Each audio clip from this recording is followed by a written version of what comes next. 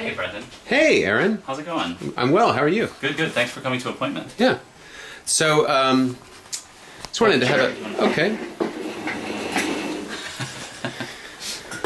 So, you've been here in Oslo, Norway for the last 10 days or so, developing these appointment pieces. Yeah. How would you describe it? What are these things? These are one-on-one... I call them micro theater. That's just for the last week. That's what I've been calling them. It's one audience member, one or two performers, and some kind of situation that corresponds to being in an office together. And I've been developing this idea for the last 6-7 months. And yeah, do you want me to talk about the process at all? Sure. So what I did was I gave the students an assignment. They had to include several elements in common in each of their pieces. They got together in pairs, thanks to you. Some of them worked solo, and they made 5 to 15-minute pieces that were designed for these offices for one audience member at a time. And they could choose from a series of scenarios that were ranged from very abstract to very literal.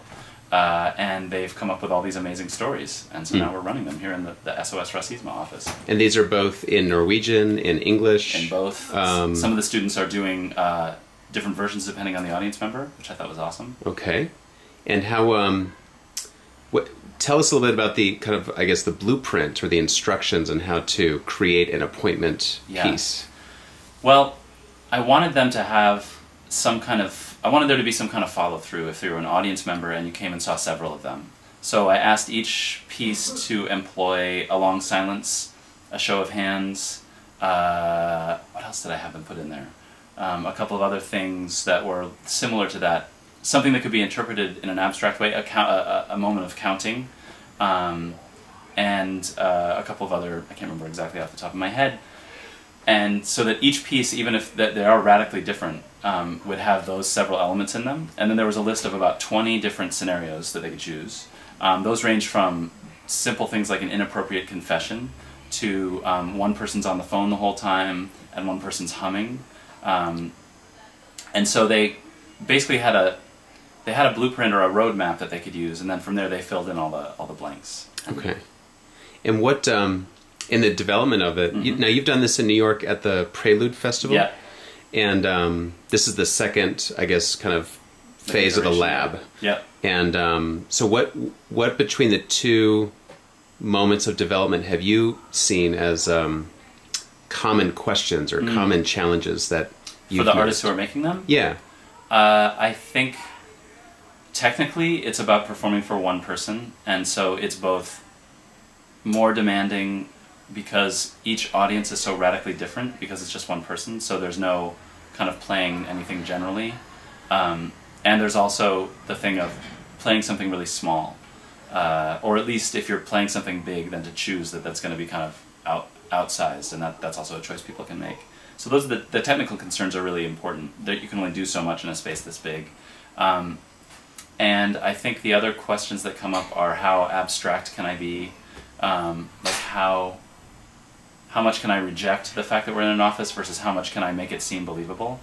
And one of the really exciting things that's happened both times is that the people performing pieces and the audience and people working in the offices where we were doing the performances have blended together.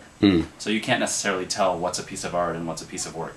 Right. That's been one of my favorite things. I remember in the waiting room today, someone said, "Oh, is that a performance piece over there?" Right. Because some people were playing with like a game board or something, and it becomes the line is blurred between am I in the appointment world or am I not? And exactly. Very fun. Yeah.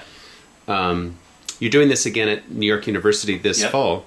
What do you have a plan of how you'd like to develop this idea of yours further? Is there a goal in mind? I mean, there's a wild, large, fantastic goal for me, which is that we do these in several cities and several countries over the next 5 to 10 years, and everything would be archived online. So I started one blog that's just like a kind of records all the different versions of appointment that happen. We'll have video clips. We'll have all of the text that people use to get their appointments started, like the list that I gave these students. So that two things could happen out of that. 5 or 10 years from now, I want there to be appointment tours where all the people who made them in Norway go to New York and perform. The people in Austin, Texas who are going to do them in 2011 will go to Minsk, Belarus, and they'll exchange. ultimately it'd be great to have 4 floors of an office building and all of them going on at once. And you get a day pass and you can go see as many appointments as you want. That'll be in 2020, I guess. And the other thing that's smaller but equally interesting to me is the idea that someone could download instructions for making appointments, and they could make them on their own when I wasn't there. And they could just then post to the web their experience of making appointments without me, because there'll be enough information about what works, what doesn't work, things that people want to try, spaces that work. And so I would love to see those 2 things happen. Great. Yeah. It's also so interesting to me that you're doing this micro theater project while later today you're getting on a plane to Australia to do GATS, which is or actually Sound and the Fury. Sound and the Fury. Also a major production. But by Elevator Repair Service before doing GATS, which is a 6-7 hour performance piece. With a cast of 13 in a 200-seat auditorium. So what is that experience for you as a performer and artist, like the difference between these huge, extensive demands of doing something that's 6.5 hours long versus something that's 10 minutes in an office for one person?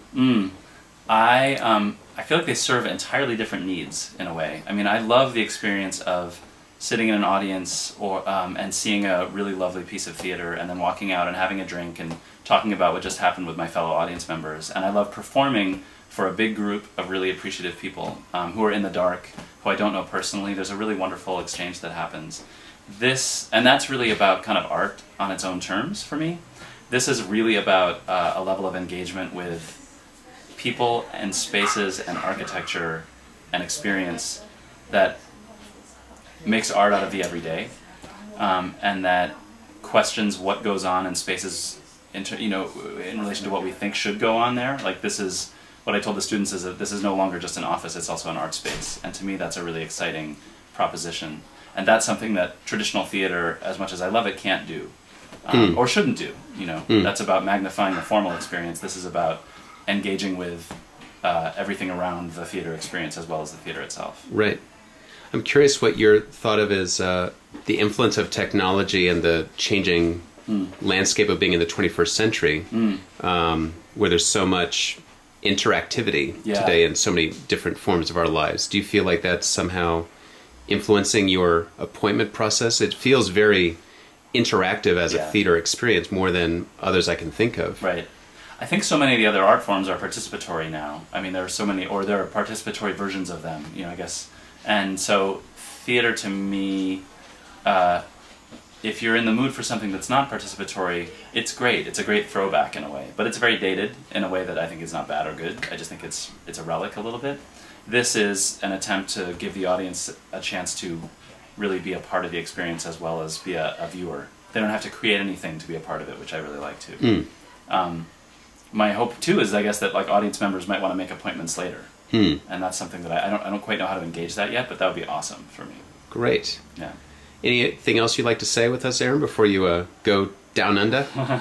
No, just that these students have been totally intrepid and really, really leapt to the occasion rather than just rose to it. And it was really exciting to watch their brains start ticking from day one. And they made really wonderful work in a matter of 10 days. So I can't wait to see how they keep developing as artists and how we keep developing its work. Great.